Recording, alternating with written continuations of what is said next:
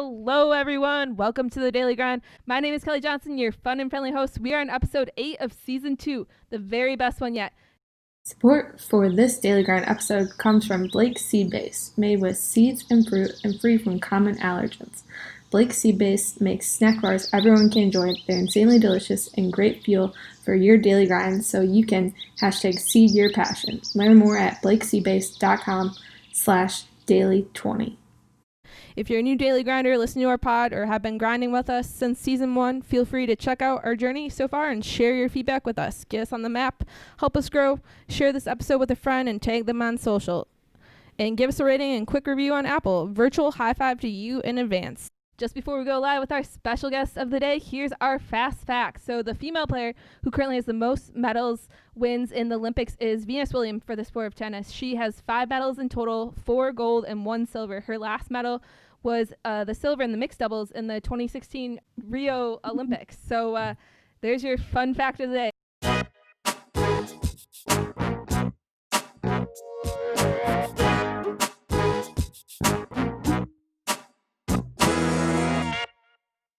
On to our special guest. So keeping the intro short, let's welcome Brendan Barker onto the Daily Grind.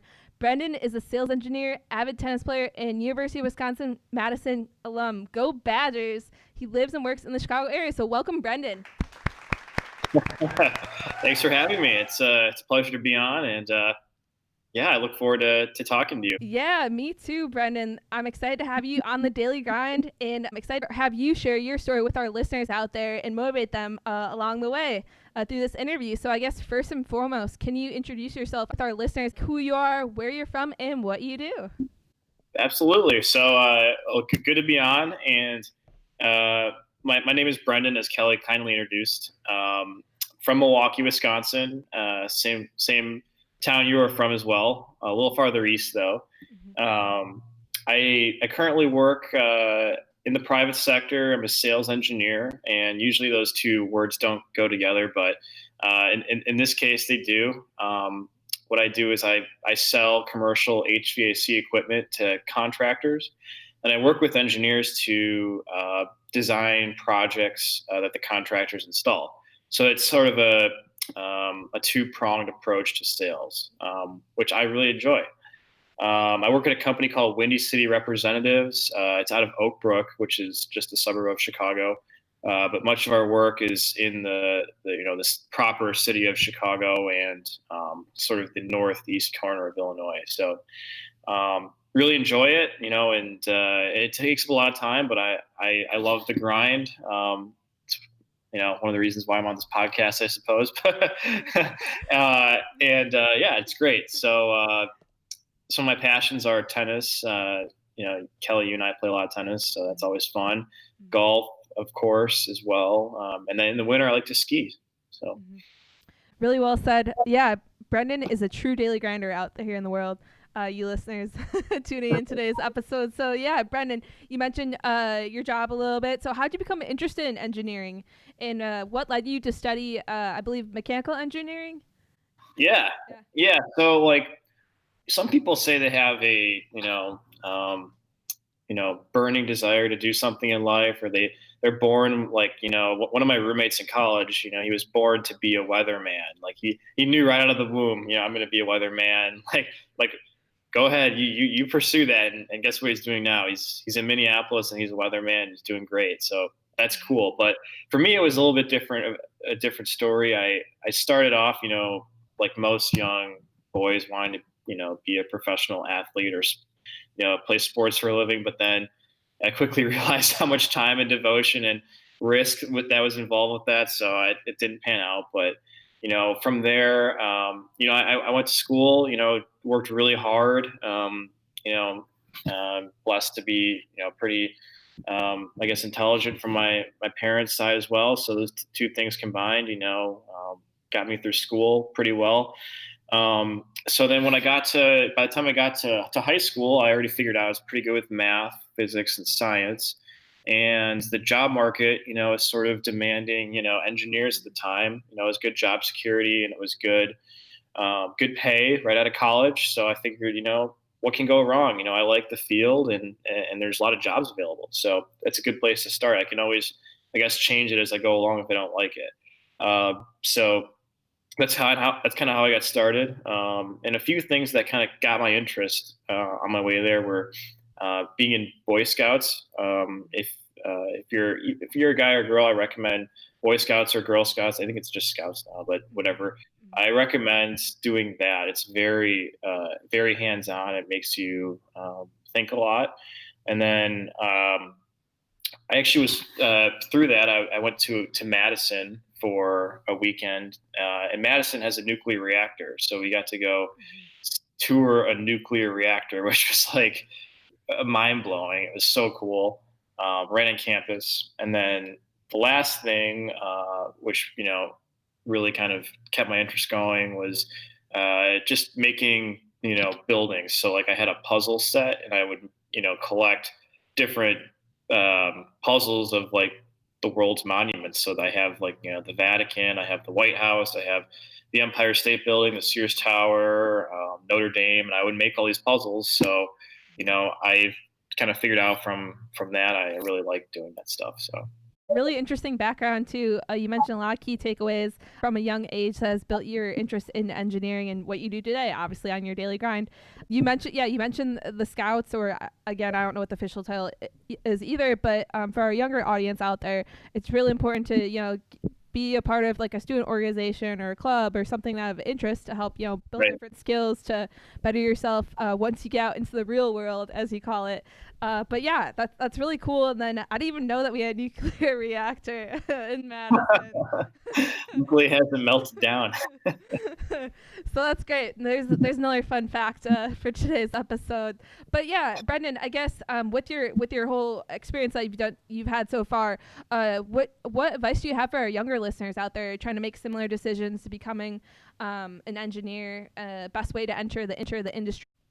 Yeah, well, if you want to be an engineer, I suggest that you have a wide variety of fields to pick from. So pick one, and when you're in college, you don't have to stick with it. So you can kind of change it as you go, because a lot of the requirements to become an engineer are very similar. So we all had to take calculus, we all had to take chemistry, we all had to take certain basic curriculum like that. So it's easy to change in the first 2 years.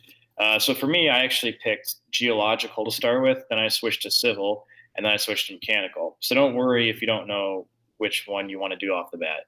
Um, the second thing I would recommend is to participate and participate in a lot of internships and co-ops when you're in school. Now, this will delay your graduation because you'll have to work at these co-ops or internships during your semesters of school instead of going to school. But it's such a rewarding experience, and it looks really, really good in your resume. And often those companies will hire you right back if you want to work there. So I ended up doing like three or four. I did four different like internships while I was in college, and it was great. You get such good work experience, and you're making money, and you're also around a lot of young people too, because a lot of the companies are large, and they have the resources to accommodate a large number of young people. So it's great. Highly recommend doing that. The third thing I would recommend is your attitude. So you want to have an attitude that fosters your own ability to learn in different situations. So what I've been learning, and it's taken me a while, is that not one single person where you work has all of the answers, but some people have a lot more of the answers than other people. So those are usually the people who are killing it and doing really, really well. But you can always learn from those people, and you always can better yourself to one day be in their shoes. So having an attitude that enables you to do that is the key. And I've seen, where I work now, a lot of new people getting hired, and they often now, a lot of new kids coming out of school are having an attitude where, oh, I already know this, or I'm very smart already, and I don't need to learn anymore. But all that does is create a level of complacency where people around them will pass them if they have the right attitude. So it's something I'm working on too. I'm not perfect with it by any stretch of the imagination. I often get complacent and a little bit arrogant about it, but I think, being humble and always opening your mind to learning new things is key. So, and it also makes your job more enjoyable when you're learning new things. Then things start to change and become different. So. Mm-hmm. Definitely, really well said there, Brendan. Really great takeaways for our listeners out there looking to get into engineering. Yeah, you hit the nail on the head in regards to just having that great attitude, participating, exploring. You did a couple different co-ops. I remember back in the UW Madison days, you tell me about different stories you've had throughout the years. So I think that's really important. And again, you get to learn what you're passionate about and what you enjoy doing too. So you just mentioned as well, and we preach it a lot in the Daily Grind. You want to do something that you like to do on a daily basis. I think that's really important. For sure. You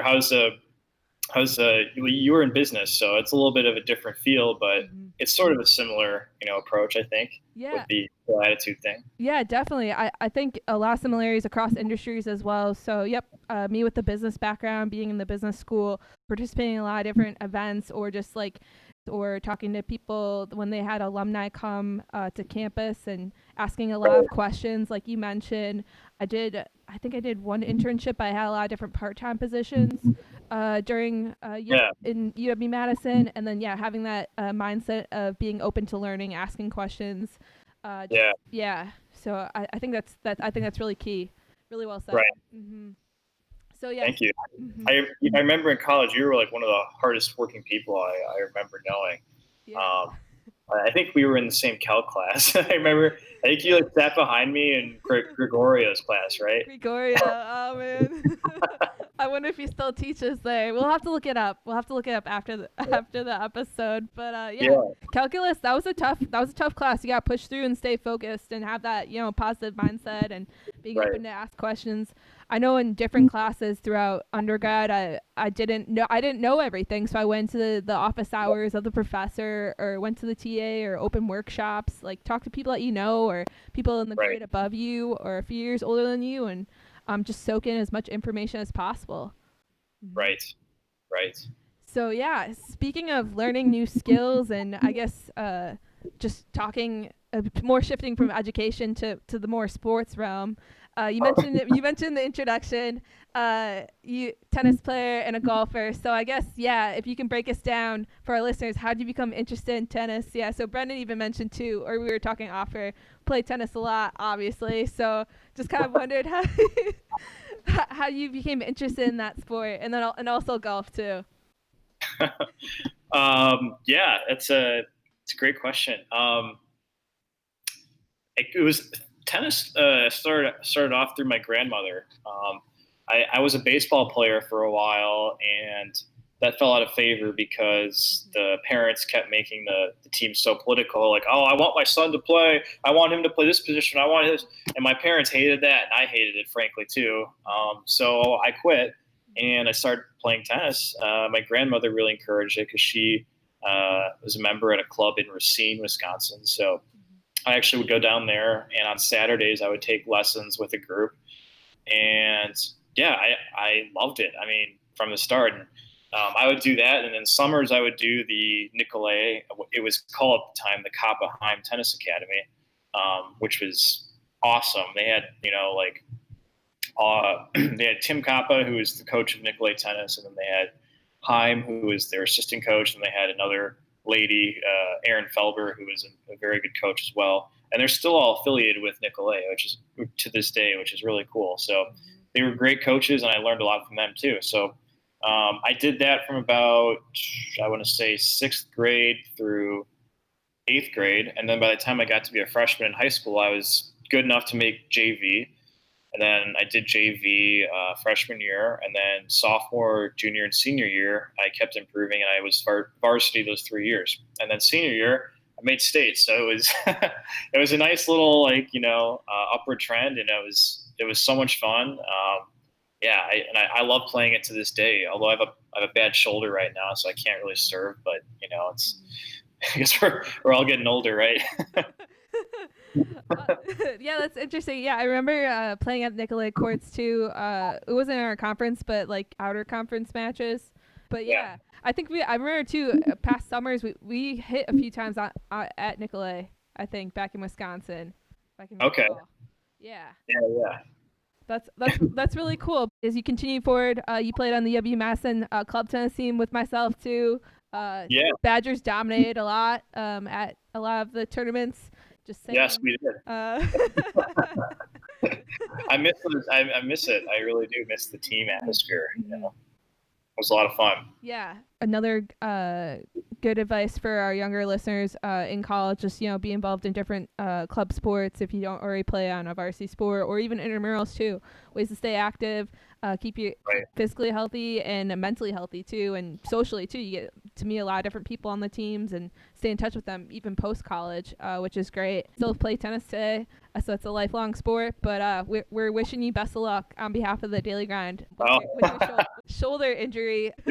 I got to get to the U.S. Open in a couple weeks here, so I'll be traveling to New York. I got my first match is against Medvedev, so I got to prepare. We wish you safe travels as well. Thank you. Okay, we got your tennis background. So, what about your golf background? I know you've been hitting the greens a few times this year so far.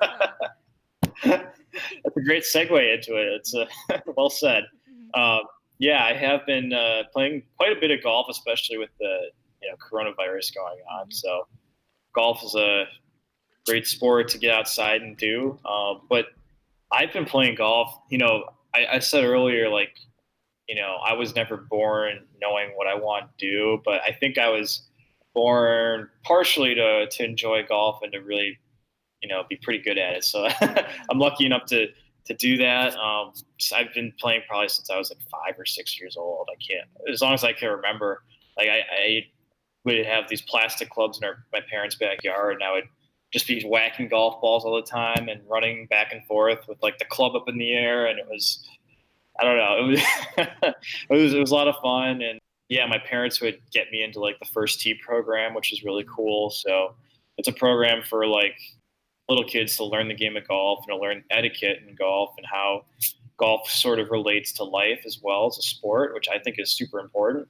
So yeah, my dad played as well when he was a kid, and he taught me the game too. And I'm really grateful I grew up around it. So that's been a huge blessing. And then with playing the sport, I also really loved caddying. So I was a caddy at Milwaukee Country Club from I want to say 8th grade all through high school and part of college. And that only deepened my appreciation for the game even more. Really advise anyone who likes golf to go caddy for the summer, because it's a good way to make money, and it's a good way to meet some good business people too and develop connections. So yeah. Yeah, really well said. Yeah, listeners out there, if you want to try to learn a new hobby or skill during this time, take up golf. It's really you can watch YouTube videos online, talk to people that you know. You got to know someone probably in your family or extended family or friends or network that plays golf, for sure.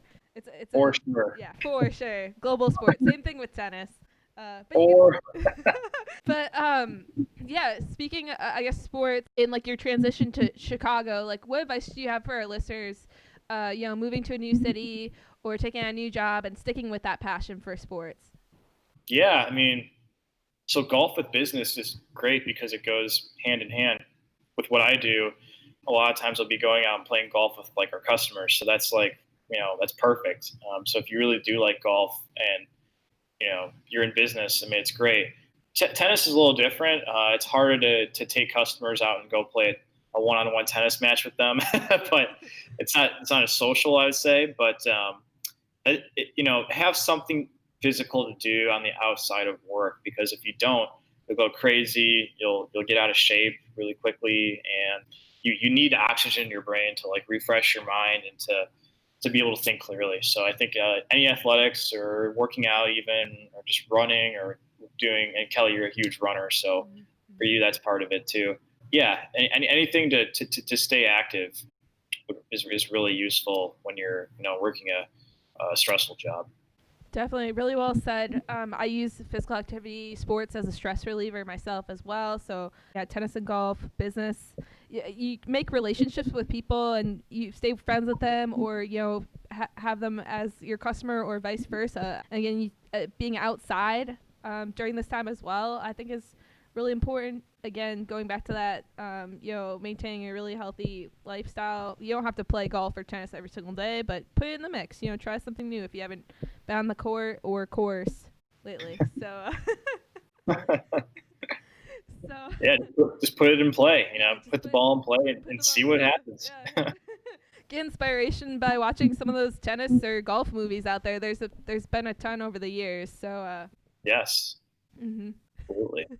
Sticking with sports or more transitioning to what's going on in the U.S. and a global perspective, tell us your thoughts, Brendan, on bringing tennis back in 2020. So we're in the midst of the Western Southern Open right now, U.S. Open tennis tournament. It's coming up in a few weeks. We'll talk about it more later in the interview. But yeah, what's your thoughts on the sport now finally back up and running? Yeah.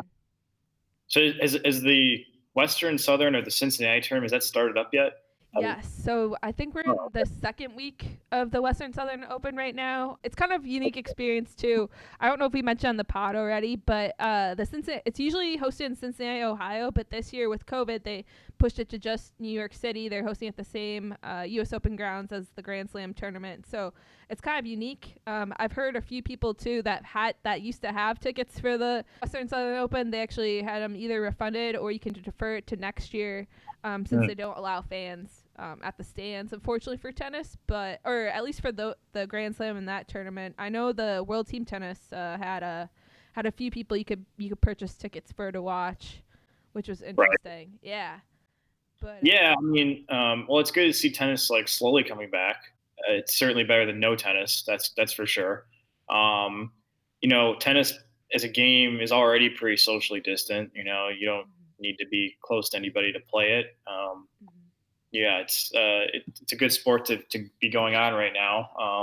The chair umpire is pretty far away. Ball kids, aren't necessarily all that close together. So, I think it's a great sport right now to have going on.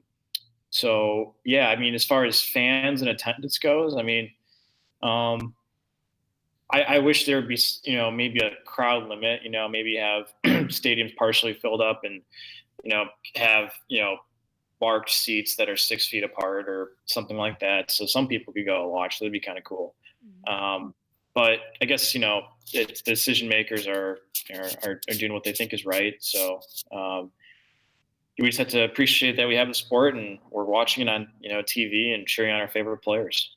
Definitely, yeah. I've been following the Western Southern as close as I can in the midst of our daily grinds, our busy schedules out there. Some of the latest, since we're basically airing this episode will air tomorrow, so you guys will get our results and our opinions on what's going on in the sport. It has pretty quick turnaround here. But yeah, latest and greatest. So I saw last night Serena lost in a third set match to Sakkari. She was up. She was actually 2 points away of finishing out the second set, and then she couldn't close. She couldn't close at the end of that second set and went to a tie break. She lost. So then the third set, unfortunately, she probably mentally lost it, to be honest. I mean, when you're about two points from closing, it doesn't really help out. I know how that feels. That takes a lot. That takes a lot away from you. But yeah, that was really fortunate for her to lose the Western Southern that match last night. I know on the men's side, Raonic, he's been doing really well. He just beat Andy Murray yesterday. Murray's back. Yeah, so Murray's back, which is really interesting. It's kind of weird. It's kind of unique too. I don't know if you've seen images of Milos on the court, but he definitely has a different style in regards to. I don't know if the hair salons are open in Canada yet, but it's got a little bit longer locks and a headband. So. Really? Oh, okay.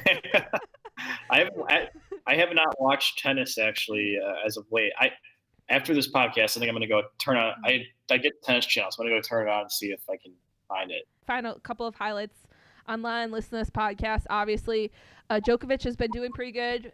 He's been in quotations undefeated this year. Yeah, so, he's my pick to win the U.S. Open. Yeah. So right now he won his quarterfinal match in Western Southern. I'm assuming he's looking to go maybe all the way in that tournament. It's kind of interesting though, since it's a very short time period for them in between matches. Like they play day after day basically. I don't know endurance wise, has he been training a lot during this time? Another person I think we could look on the radar for is Tsitsipas. Well, actually, live results here. He actually he retired to Riley Opeka in the quarterfinal at the Western Southern Open. Like they just finished the first set, but I'm assuming he probably got cramps or something. Who knows? Yeah. I like Tsitsipas. He's good. He's a good guy. I like him. Yeah, I think he's a great guy. He plays with a really nice racket. Some Wilson blade. I won't mention the new racket I've been demoing lately. Oh man. Oh, that's right. You were looking for a new racket out there. Medvedev actually lost in 3 sets to Bautista Agut in the quarterfinal for the Western Southern Open. So that's Alison Grace on the ATP side. WTA side, Konta actually beat Sakkari in 2 sets. So maybe she was tired from last night's match because it went pretty late. Azarenka won in 2 sets. We have Naomi Osaka winning in 3, and then Mertens actually won 2 straight sets. So that'll be interesting to see those guys who will advance to the final in the Western Southern. But yeah, Brendan, going back to U.S. Open, I know the draws aren't out and this tournament's still going on, but who do you think your favorites are going in for the men's side? I guess we'll start with the men's side. I know I also saw too recently Del Potro's getting his 3rd surgery on his right knee. He's had a hell of a time trying to play tennis. I mean, he's just been so unhealthy, he's so good. I mean, to have that happen to him again is very difficult. So wish him the best. I mean, my pick is Djokovic to win the U.S. Open. I think he's just too strong. He's going to outlast everybody. I guess maybe a dark horse would be Stanislav Wawrinka. I could see him making a good run at it. Federer's out, right, for the remainder of the year, so that's unfortunate. So I guess the top 3, I'd pick Rafa, or Djokovic 1, Rafa 2, Stan 3. Or I think Rafa's not going to US. I think he's just doing Roland Garros this year. Oh, is he? Yeah, oh, okay. Yeah. Well, okay. shows what I know right now. But the top 2 would be Stan and Djokovic. I'll put them in the final. Okay. Let them do that. Yeah, that's pretty good prediction. Yeah, I'm kind of leaning towards Djokovic or Tsitsipas. I think is probably gonna.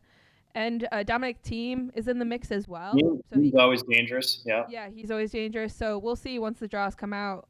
What's Alison Grace? Who's on what side for seeding purposes? How about WTA, Brendan? What do you think? Who's the top 3? You think? Top 3. It might be tough because there's been a lot of dropouts recently on the WTA side. I like Osaka. Yeah. Osaka's great. Trying to think, who was the girl who there was a U.S. girl who recently won the Australian Open. I'm pretty sure. Kenin. Kenin or Kenin, yeah. Is she playing in the U.S. Open? Yes, I believe so. I like if she plays like she did in the Australian, I think she'll have a very good shot at winning. So I'd pick those 2, and then number 3, can't count Serena, so I'm gonna pick Serena. Okay. Yeah, she's in the mix. I'm kind of glad, to be honest, she lost yesterday because she has more time to prepare, in a sense, or rest her body. Right. Because, I mean, she is one of the older women on the tour right now, her and her sister. Another dark horse with the wild card getting into the U.S. Open, Kim Clijsters. Kim Clijsters. Yeah, she got a wild card into the U.S. Open, haven't played any matches this year. What are your thoughts, too, on her getting a wild card from retiring, getting into the Tennis Hall of Fame, and now I remember, I think it was on Instagram or one of the social platforms, she mentioned she was coming back. No, I did not hear about the fact that she's coming back. Yeah. So thanks for letting me know. I liked her. I really liked her when she was at her prime. I hope she goes as far as she can. Yeah, I hope she kills. It'd be great. It'd be funny to see her and Serena back in the final like they had. How long ago that was, but I think that one. There's one. It'd be a great rematch. It'd be really interesting. So hopefully they both make the final. Yeah, we'll see. Again, well, for seeding purposes, what side of the draw each of them are on. I believe, actually, I misspoke. I think she played like one or two exhibition matches. She played against like Garbi Muguruza, but she lost in a close like 2-set battle to her earlier this year, pre-COVID. I think it was like February or March. But she Right. hasn't she didn't play in the Western Southern Open. So I guess, yeah, we will see how she has been doing over this time. I think a lot of the players that aren't in the Open right now are either playing around in the New York area or still like in Florida or California, I believe, at this Right. time, or what my insider knowledge is. Uh, You know, I wish Chicago would get a tennis tournament, a U.S. tennis tournament. Like, you know, they have Cincinnati, they have Winston-Salem, the U.S. Open, stuff in California, Mhm. but they could easily put, another tournament. They used to have the Indianapolis tournament, and that got like unfunded, or I don't know. Yeah. It's no longer, but they could make a Chicago one instead. I feel like, and have a great tournament here. It'd be nice to have one in our backyard so we can go watch. I think so too. I think so. They've had a few different exhibition events kind of in the Chicago area. They've had World Team Tennis before. They had Laver Cup. What was that, 2 years ago? So Right. they brought pro players to the city before, and I'm assuming pro players have definitely flown in or out of O'Hare. Yeah. So yeah, yeah. Who knows down the road in the years to come for We'll, different we'll start facilities. the Barker Johnson Yeah, the Classic, Barker. or Yeah, the Barker Johnson Classic. I know they have the ATP. They have the Winnetka Challenger. That's in July. Usually, they was obviously canceled this year, but that's a smaller. That's only ATP. They only have a limited 32 player draw, and the double side is very limited as well. So it's not really that big. It's shown some interest, but I feel like you said too, Brendan. I think they could have a bigger and better tournament, and logistically they were able to make it work with the Laver Cup and the World Team Tennis at Access Tennis, which is a really great facility. oh yeah, right. But yeah, I guess speaking too of tennis as well, we talked about Del Potro being injured, Roger Federer being injured. I guess from your perspective, Brendan, with your shoulder injury, do you have any I guess best practices or advice for like other athletes or people that are participating in their own sport or trying to stay Yeah. active but don't want to be discouraged about being injured or just Yes. having a positive mindset? My advice is to not get injured. Well, easier said than done, but I think one of the reasons why my shoulder got injured is I would actually just not stretch before I played. Something simple like that. I think as we get older, stretching beforehand becomes more and more important for our flexibility and for our muscles to relax when we're playing. And I just didn't do that, so that could have very well been a cause of my shoulder injury, which is a torn labrum. So um, if you do get injured, I would go to an orthopedic surgeon so you can get a proper diagnosis of what it is, and he might give you a shot of cortisone or something similar, a steroid to help temporarily heal it. But then you're gonna have to do PT, which is what I did, and that seemed to help a significant amount. So that's that. I guess that's my 2 cents on if you do get injured, to take that route. Really well said there, Brendan. I think it's really important to take care of your body. We've had a couple of different guests on our show, just the importance of stretching or doing preventive injury exercises, ways to strengthen different muscle groups that you work on a lot. Or again, if you have a really stressful job, that could also be a factor of getting injured or something like that. So just again, being smart and reaching out to different people, resources out there. I'm not certified in the medical field, so don't sue me for my 2 cents as well. But reach out to someone in your area that is certified and able to help you out. Absolutely, yeah, definitely.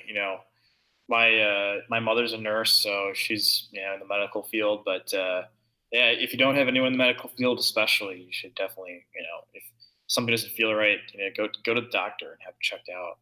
Great stuff, Brendan. So, yeah, Brendan. We talked about your daily schedule. What's on your daily grind in the upcoming months later this year? Months, oh boy. Well, yeah. I mean, I'm pretty busy actually this time of year, so it's good. been spending a lot of time with my family lately, which has been good. I'm going to be in a wedding first weekend of or no, a bachelor party first weekend of September, which will be a lot of fun. And then the wedding is on Halloween, so that'll be a very spooky wedding. My best friend's in Milwaukee is getting married, so I got to go. Yeah, I'll be in his wedding, so that'll be fun.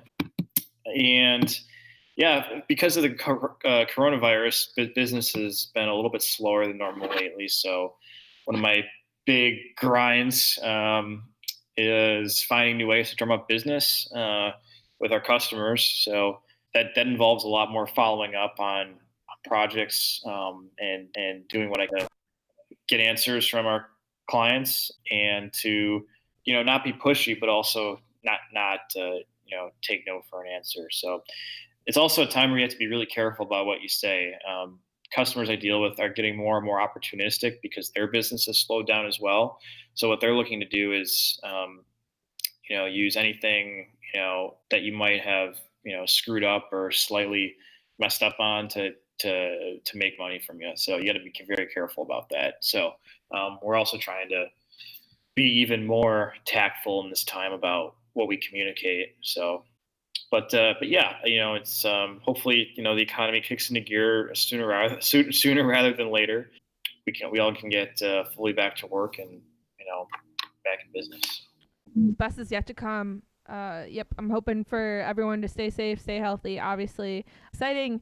You got travels ahead, Brendan. I guess pre-COVID too. You've been all over the place too. Like to travel for work and non-work as well. Right. Can you share with our listeners your latest travels? You went out to Mount Rushmore, right? I did. That was a great trip. I went out to South Dakota, and I wasn't expecting a lot of the trip, which made it even more rewarding and more fun because it very much surprised me. So we drove from Milwaukee to Sioux Falls, and then we drove from Sioux Falls to Rapid City, and it's one heck of a drive. If you got something to do in the car along the way there, bring something to do because it's not the most exciting drive, I can say that. But no, Mount Rushmore. Once you get out to the western half of South Dakota, things are so much different. It's unbelievable. Like the Badlands, Mount Rushmore, Custer State Park. Go to all of that stuff. Crazy Horse. I mean, it's just so cool. And it was great to see something different during the kind of lockdown period. So it's hard to get out and do things, but that was certainly a good trip. That's really cool. Yeah, travel tip. You can listen to Daily Grind in the car. This episode. Yes, new episodes. You got to definitely listen to that. Speaking of, I guess, you had travels, you got a lot of exciting things on your plate. You're going to the U.S. Open in a few weeks. Oh, yes. Yeah, I've been okay. training really hard for that. Motivating myself, to work hard on and off the court. But yeah, speaking of motivation, Brendan, do you have a word of the day for our listeners out there? A word of the day? Oh, I've got a quote that I like. Yeah. I actually recently kind of found it. It's nothing that I've been living my life by, that's for sure. But I really like it. It's from a book I'm reading right now called The Gulag Archipelago. It's the book is about sort of the Soviet Union under Stalin and the communist doctrine that he implemented and how horrible it was. So it's I'm just reading the book to learn about that and to see how kind of where we don't want to be with society. But anyway, the quote from the book is, "The line separating good and evil passes not through states, nor between classes, nor between political parties either, but right through the heart, but right through every human heart." And that's written by Alexander Solzhenitsyn, who wrote the book. So I find that I just think it's a beautiful quote, and I think it's very true. And yeah, I'll leave it at that. I like it. Really interesting quote. I think it fits well with today's episode. Just expect the unexpected, and being able to grow, being able to have that right mindset to achieve your goals out there. So yeah, I think really well said. I'll put the quote in the book too in our show notes for today. Yeah, if listeners want to check it out. For sure. Mm-hmm. For sure. Yeah. Speaking of our listeners, Brendan, if they have questions or comments or want to get in touch with you or find you on social, how can they do so after the podcast? Yeah, they can certainly get in touch with me via email. My email, I can give it out. It's B Barker, so BBARKER at windycityreps.com. You can also find me on my LinkedIn page under my name, Brendan Barker, the one at Windy City Reps. I'd say those are probably the two most best ways to reach out to me, and I'll respond. So, yeah. Wonderful. We will put Brendan's contact info in today's show notes, as always. Thanks again for tuning in today's episode, and a big thank you to Brendan for being on the podcast. Do you want to start a podcast but are not familiar with how or where to begin? Join our free virtual event hosted by yours truly in the Daily Grind. So this session covers everything from starting a podcast, launching, marketing, and branding. We talk about equipment, editing, monetizing secrets, and the essentials to help you stand out from the competition. Start your podcast and grow your listeners 101 on Thursday, September 10th, 6 p.m. Central, 7 p.m. Eastern. Sign up on ambiguouspodcastsolutions.com. Daily Grinders, we have an Instagram giveaway for the month of August. We are partnering with Blake Seabase. And just want to say thank you to our listeners, and for all you discovering our podcast, we are giving away a Blake Seabase snack bar prize pack and a $25 Visa gift card. Head over to our Instagram at KJF Daily Grind to enter the contest. Ways to find the Daily Grind: follow us on Instagram at KJF Daily Grind and on Facebook as well. Check out our website at www.kjfwi.org. Feel free to follow your host, Kelly Fast, here on Instagram at Kelly J. Lefty or on Twitter at Kelly J. Lefty as well. Until next time, my name is Kelly Johnson. Have a great day. Thank you.